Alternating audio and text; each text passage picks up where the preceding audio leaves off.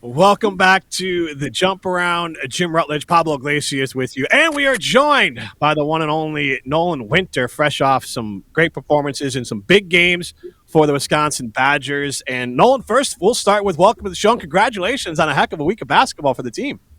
Thank you, guys. Thanks for having me. Yeah, it's been a fun week. Got some good wins since the last time we've talked to each other. So, yeah, it's been a lot of fun. Thank you guys again for having me.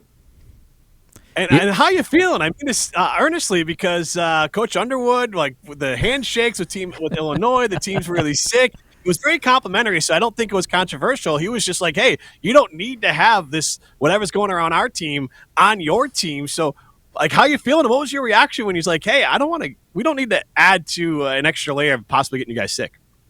No, yeah, I think we're all doing good. We had an off day yesterday, so I haven't really been in contact with any of my teammates. We're all kind of recovering from maybe the would-be illnesses that they gave us. But no, that was crazy. I've never really seen anything like that and what they had going on. They said like they had guys just play the first half, throw up at halftime, couldn't come out in the second half. So that was crazy. And then, yeah, when it came to the handshake, I was kind of confused at first, but now I get it, and I'm kind of thankful that we didn't do that.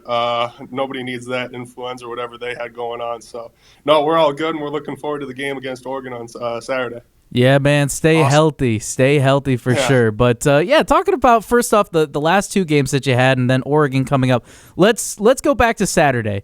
That's just paint the picture for us a little bit. That's a tough place to come out for a team to come in. You know, that's a road team, comes in and gets the win like you guys did. Tell us a little bit about, how juiced that locker room was after getting the victory on Saturday. Yeah, obviously Mackey is known as one of the toughest places to play, not only in the Big Ten but in the country. So going in there, we knew it'd be tough. But after we did get that win with the team, and we had Kamari McGee in there coming off ejection. It was awesome, and it was really fun to see everyone kind of come together for Kamari. And yeah, that locker room was awesome. We had Coach Gard kind of in an element I've never really seen him before. Excited for us and for the team. But yeah, it was awesome. And like I said, we kind of played that game for Kamari. So we were really happy to get that win and celebrate in Mackey Arena. Again, and I don't want to get you in trouble here, so I want to more ask, like, what was your reaction when you found out Kamari was, like, it had to just be surprising. Because even Greg Gard said, like, hey, the refs are like, this is just how it has to be because how the rules are. And you can't really dictate intent. It's just a matter of location. But still, like, when you're a player, you expect something dramatic happening if someone's getting tossed out of the game. Yeah, I had no idea that it was going to be upgraded to a flagrant 2. At the most, I thought maybe a flagrant 1, and it'd be like, okay, they get some free throws. And I was kind of seeing it by Kamari when that ref came over, and he was like, all right, we're gonna need you to leave, tagged you with a flagrant 2. And we all kind of looked at the ref like, almost like he was kidding. And Kamari was like, seriously? So, whatever. I mean, honestly, I don't want to say, because obviously Kamari is our spark. He's a little spark plug. He comes in and gives us so much that we miss.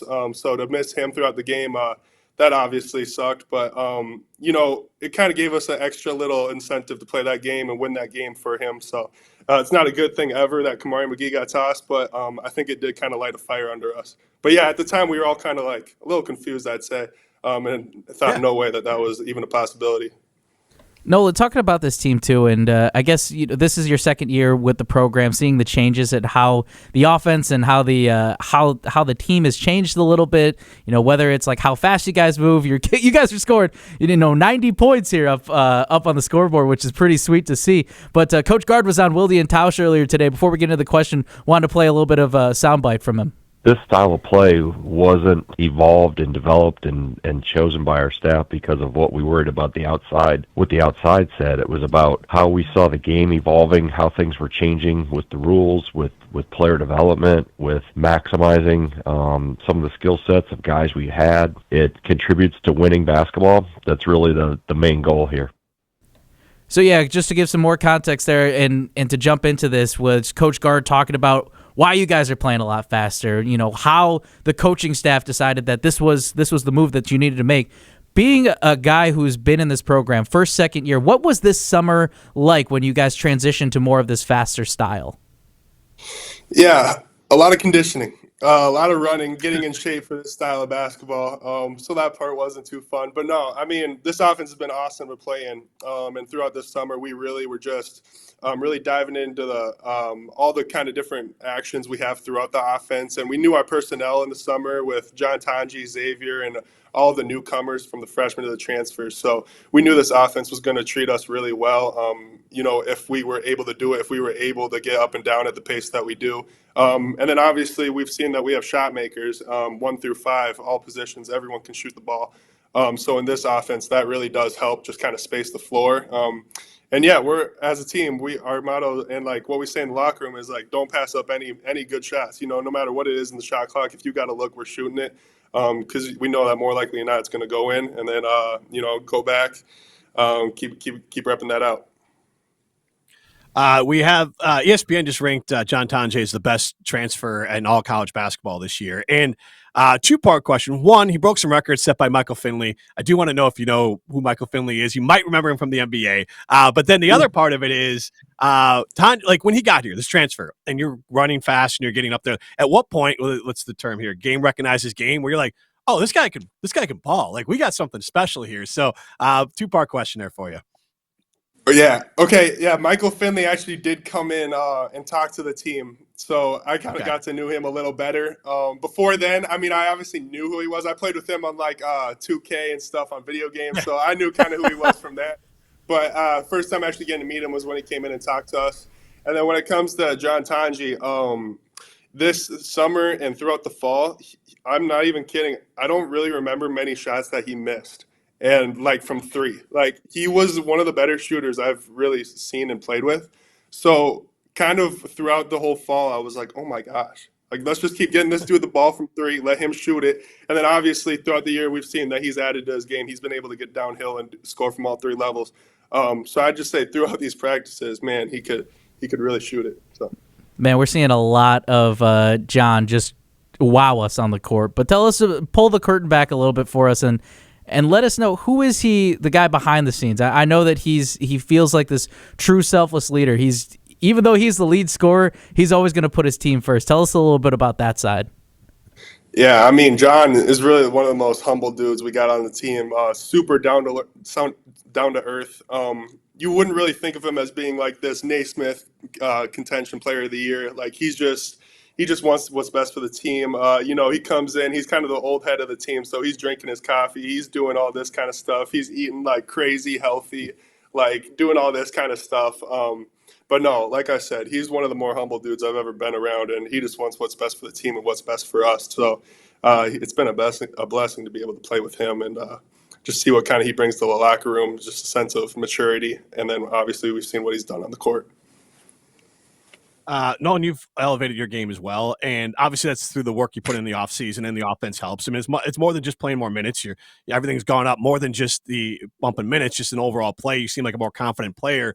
So your offseason, and then also, look, whether it's Tonje or other players or a coach that's had that influence on you, what's been, whether it's players, coaches, and yourself, like what's been the biggest influence besides just minutes that's been able to up your game? Your 3-point percentage, your field goal percentage, your rebound, everything is up. So obviously you've elevated your game more than just playing more minutes.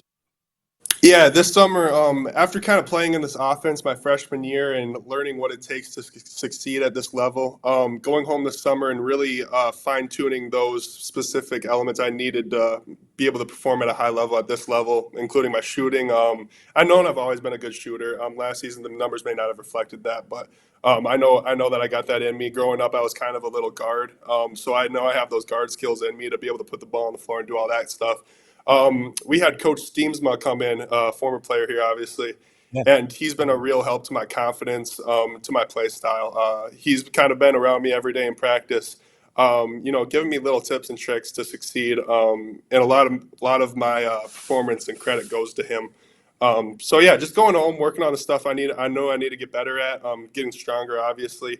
And then having the supporting coaching staff I do here gives me all the confidence in the world to go out and compete at a high level.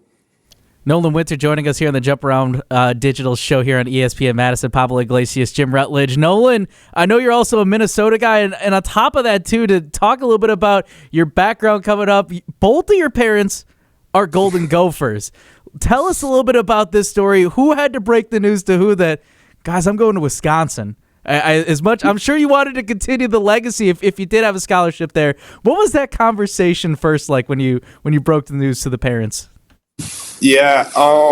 So yeah, my dad played basketball with the Gophers. He went to the Final Four in '97 with them. And my mom played volleyball there. So growing up, I was kind of I was going to all the Gopher games. I was a big Gopher fan growing up.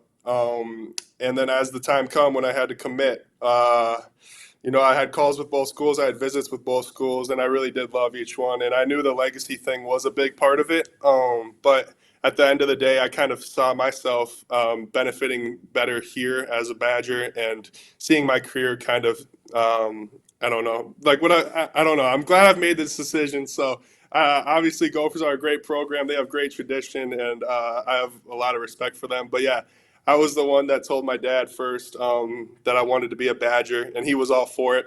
So was my mom. They said that their parents let them do whatever they did, and they're not going to control what I do with my life. So no, I broke it to him, and it was kind of tough for me knowing that maybe the legacy was a big deal to all of us. But I kind of wanted to start my own thing. I kind of wanted to blaze my own path. So I'm glad I'm here, and we've had a lot of success here. So I'm super happy that I'm here doing what we're doing. And you have, blazed your own path within your family, but there is a path well worn from Minnesota. I don't know if this was part of the recruitment or not, but whether it's Jordan Taylor, Tyler Wall, have Stephen Kroll on your team there. But I remember John Lure, Jared Bergeron, Nate Reavers, Mike Bruzewicz. I mean, Minnesota has been a real hotbed for Wisconsin. So I'm sure that's a point of contention up there. But what's it like to continue that legacy of Minnesota-born players playing really well for Wisconsin? And also, I'll add to it, big men, you mentioned earlier that you were a smaller guard and you kind of shot when you were younger and you kind of shot up. That reminds me of John Lure. I don't know if you ever saw him play much, but he was a guy who had a lot of skills, a lot of good ball skills and shooting skills for a big guy. And that's always been what Wisconsin has kind of recruited. So you're continuing the legacy of Minnesota players, but also big men from Minnesota that can shoot and play multiple positions across the court. Yeah, it's cool to be able to be a part of that group with all the names that you had mentioned, all big names for Wisconsin basketball. But actually, funny story, John Lure was out in Nashville, Tennessee. He lives out there now. And we had actually gone down there last summer, me and my mom, and I was able to work out with him and kind of he gave me a lot of cool tips and kind of drills as to what's going to come in my Badger days. So when I was working out with him, I learned a lot about what it means to be a Badger, and then all sorts of drills that we did. I knew it would help translate to the game. So me and John Lure have a little connection going, and he was great. And being a Minnesota guy, it's fun to be able to pick his brain a little bit as to what it takes to be a Badger. But no, like you said, obviously being a part of that group and being from Minnesota, it's cool. And yeah, it was a little recruiting pitch, but at the end of the day, this was a place that I could just see myself thriving in, and the campus and the people and the coaches and everything about it. It's a place I wanted to be. And yeah, but it's pretty cool that all of us coming from Minnesota, and especially big man, like you said, have been able to thrive here. So it's been an honor. Nolan, before we let you go and get ready for Oregon on Saturday, we have a YouTube comment question from Joseph asking which teammates are the biggest clowns in the best way. Who would you say is the guy or the guys that gets everybody smiling no matter what the situation is in this locker room? Oh, we got a couple in this locker room for sure. Honestly, I'd say Chris Hodges would be one of them. I'd say Max Klesmit's always got something to say at some time, and he's funny. Gilmore, he's a clown. He's always got something going on when he walks in that locker room. John Blackwell, Janicki. I mean, honestly, all of us have our own little kind of sense of like comedy, and kind of we bring something different that nobody else really has. So we all blend really well. But the names I mentioned, those five, I'd say really. They get something going when they walk in the locker room and kind of bring a smile to everyone. Hey, Nolan, actually, we got one more thing, too. Last week we had Coach Chambliss on, and we asked him, apparently from what I had heard through the grapevine, is that John Blackwell has a really good Coach Chambliss impression. Riley Yauk, our producer, has this video queued up real quick. Riley, why don't you roll the tape? Coach, one last question before we let you go. Just wanted to ask real quick about I think this was a Big Ten Media Day. From what I had heard, was that John Blackwell apparently had a really good impression of you. He did it away from you at first, and then he. I don't know. Is this? Am I breaking this news to you? Apparently, he's got a really good impression of you, and it was just getting everybody rolling. But apparently, you don't know about this, then, do you? I don't, but I'm gonna ask him about it today. I'll tell you that. Well, apparently it's spot on. It's really good. So I would definitely put him on the spot and see if he would do it. Okay, I will put you to the test, pal. I will do that today. So Nolan, yeah, that was last week that we asked Coach Chambliss, and since we had about a week to marinate in that one, do you recall anything? Have you seen Coach Chambliss and John Blackwell go back and forth on impressions, or what's happening here? Well, actually, it's funny you say that because they in a practice, I want to say last week, Coach Chambliss did say something about impressions, and John kind of went with it and kind of went on with that, and then he started impersonating everyone's jump shot. So then, Chambliss man, was just loving that. Oh, he was just cracking up at that. So no, but John can do a great Chambliss, and our weight coach Jim Snyder. He's got great impressions for those two. So he's a really good impressionist, and Sharif, he found that pretty funny, and he loved the jump shots. When he was doing those jump shots, Reef was just dying over there. So yeah, John can do those good. I love it. Before I let you go, this is the most controversial question I'll ask. I asked Sharif this similar as well. Out of the former Badgers, Kirk Penny, Sharif, Chambliss, and Krabbenhoff, who's got the most game left? Kirk Penny. It's not even a question. Crab's got really good screens, and he'll get people open with that. Reef will just kind of do iso ball. He'll do his little own thing. But Penny, I'd say Penny, he's one of the better shooters I've honestly seen. Like, his form is so pretty. Yes. And he's got some stamina left in him and an endurance, so he can get up and down the court a little bit. So I'd say Penny. You running ones with them or what? Threes. We run threes sometimes, and Penny will jump in. So yeah, it's fun to see Penny out there with us. Krabbenhoff set the nastiest screens I've ever seen in my life. His entire time playing college basketball. Oh, we've looked up, like, when we get together at my place, we'll look up Joe Krabbenhoff highlights, and we'll always see that one screen come up, and we're like, so you get arrested nowadays. Yeah, it is. People are just dying out there, just getting crushed. Like, I remember being in the building, and like the whole air would leave the entire Kohl Center with some of the screens he would set because everyone was holding their breath to see if the guy got up. So that's hilarious. Nolan, thanks so much for joining us. We're looking forward to talking to you next week. Good luck against the Ducks. Yes, sir. I appreciate it. Thank you guys for having me on. Yeah, thank you, man. All right. All righty. That is Nolan Winter. He'll be joining us every Thursday on the Jump Around 3.0, brought to you in part by Steinhoffels here. So